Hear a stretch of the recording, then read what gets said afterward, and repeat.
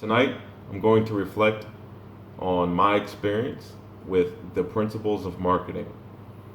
Initially, I thought marketing was going to provide me with insight into the tactics used by individuals in sales and how they influence the decisions made by consumers in order to gain a profit for themselves, their companies, or organizations. Aside from salesmen and saleswomen, I thought marketing was also mostly about advertisements. And that's about it, advertisements and sales. As I dove deeper into my studies of marketing, I was quickly introduced to the four P's. The four P's being product, promotion, placement, and pricing. Now, my initial perception of marketing wasn't too far off, and it could fit into a few categories, primarily promotion. What intrigued me the most, however, was pricing and the importance of an effective pricing strategy. There are multiple elements to consider when trying to implement a an effective pricing strategy for the product you're trying to sell, like the company budget, high cost of distribution, advertisements and promotion, markups, etc. And analyzing elements like these can help executives to choose an appropriate pricing strategy, whether it be cost based or value based. Cost based consists of fixed cost, variable cost, total cost, or it can be as simple as cost plus pricing strategy, which is basically a markup to the cost of the product.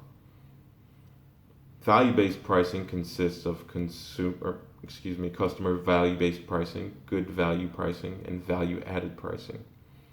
Value-based pricing can be difficult for companies because it requires them to find a way to measure the value customers place onto its products. For this, a lot of qualitative data is required and needs to be analyzed in order for the company to connect and provide and cater to consumers' needs. And in today's consumer driven economy, catering to the consumer is critical for the success of an organization.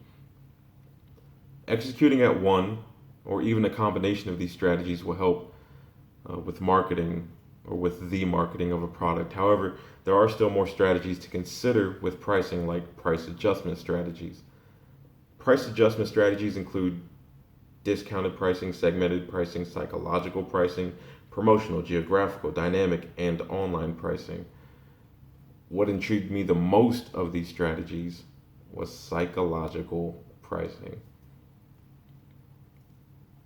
Throughout my studies of marketing, I felt as though a lot of these strategies were commonplace knowledge. At the very least, at the very foundation of marketing is the consumer, I believe, and you need to find a way to understand the consumer's needs, wants, and demands. That's something I was also introduced to fairly quickly during the principles of marketing. It's not like we're trying to sell salt to slugs. All right, we're trying to sell something that people want or need or demand. So let's imagine a customer wants a bottle of water, and this bottle of water costs $10. With this psychological pricing strategy, this may cause some consumers to be intrigued as to how something that is free on this earth could cost $10. Now, because the customer cannot readily evaluate or accurately evaluate the quality of the product,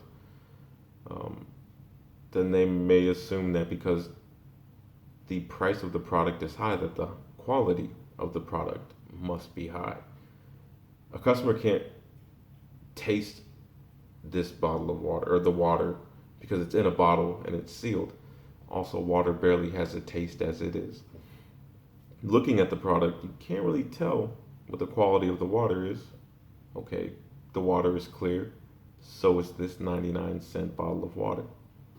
Again, because the price is high, the consumer could rightfully assume that the quality of the product is high. And that is very intriguing with this psychological price adjustment strategy. And that's what basically tied me to be most interested in the pricing um, factor of the 4Ps. Throughout this course, I learned a lot, and what I valued the most from this course, aside from pricing strategies, was just the insight into a lot of upper management and top leadership decisions, executive decisions, and it really has me excited to continue this degree plan and really, retire and then start my new career, hopefully in the upper management position. With a lot of this information, I believe, will be very helpful with making decisions that help whatever company I decide to work for uh, become successful or remain successful. So, yeah, that's my reflection on this course. Thank you.